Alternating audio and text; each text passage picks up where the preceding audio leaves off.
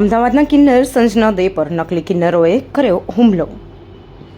અમદાવાદમાં કિન્નર પર ખૂની હુમલો અને લૂંટનો આક્ષેપ આવ્યો છે. અમદાવાદના શિવરંજની વિસ્તારમાં તનિષ્ક જ્વેલર્સ નજીક કિન્નર સંજના દે હિના દે પર હુમલો કરાયો છે. અપહરણ અને લૂંટની ગંભીર ઘટના બની હોવાનો આક્ષેપ કરવામાં આવ્યો છે.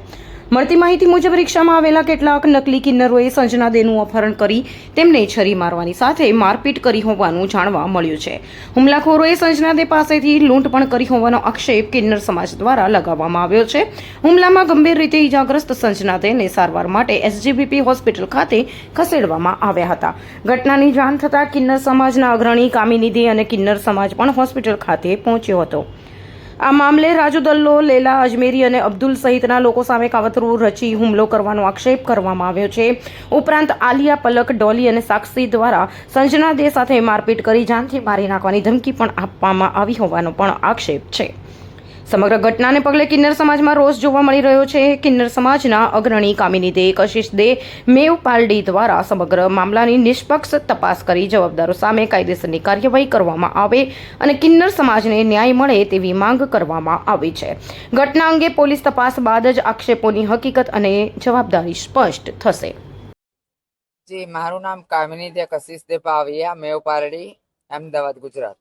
બનાવ એવું હતું કે અમારા કોઈક લુખ્ખા તત્વો છે જે દિલ્હી દરવાજામાં રહેશે. રાજુ દલ્લા એનું નામ છે. અને એ અમારા માસીબામાં નથી, એ છે પુરુષ. એ પુરુષો જે અમારા સમાજ બહાર કરેલા કિન્નરોના હોય, ટોળકી જાણે કે કોઈ ભોપાલથી, કોઈ દિલ્હીથી, કોઈ પંજાબથી, એવા બધા જે સમાજનું મર્યાદા પાર કરતા હોય, જે સમાજ જેને બેદખલ કરી દીધી હોય, એવા લોકોને ભેગા કરી કોન્ટેક્ટ કરી એક મોટું રેકેટ ચલાવે છે. અને જેના ને તેના જે હોય એરિયા ઇલાકામાં જઈને કોઈને છોકરા થયા હોય, ના હોય, હજી પેટમાં જ છોકરું હોય, અહીંયા નંગાઈ કરી અને પૈસા લઈ લે છે, ઉઘરાઈ લે છે. સેટેલાઇટ, અંબાવાડી, નરોડા, કેટલી જગ્યા. નરોડામાં એક જણ એમાં આલિયામાં કરીને છે, એના તો આખા 9 કેસ છે ચોરીના. અને એ કાયદેસર કિન્નર નથી, એ નકલી છે. એની ડીપલી ચાર્જ થવું જોઈએ.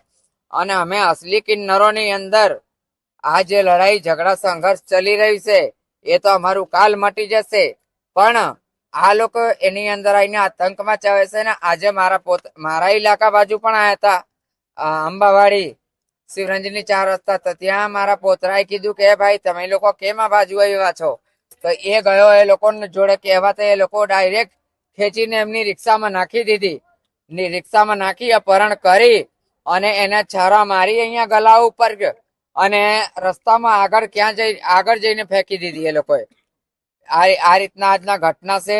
તો અમારે સાહેબશ્રીથી એટલું જ વિનંતી છે કે અમને ન્યાય આપો. અને દિલ્હી દરવાજામાં કોઈ માસીબાનો અખાડો નથી. અહીંયા નકરું ગુંડાઓને જમાવટ હોય છે.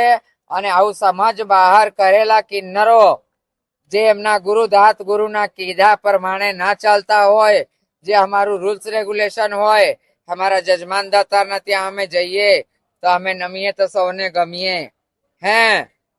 એ લોકો એનું ભેસ ફાયદા ઉપાડીએ ને બહુ જ ફાયદા ઉપાડે છે.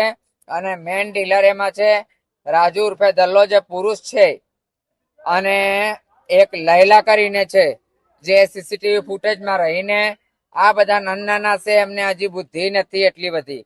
એવા લોકોને મોકલી અને ગુંડાઓ સાથે મોકલી.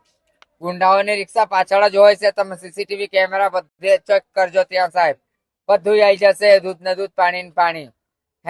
મારા પાછળને મારી અને ફેંકી દીધી રોડ ઉપર એ લોકોએ. અમે તો એટલી જ માંગણી કરીએ છીએ કે આ બધાથી અમને છુટકારા અપાવો, યા તો અમને છૂટ આપી દે સરકાર કે તમે જ એમને સીધા કરો.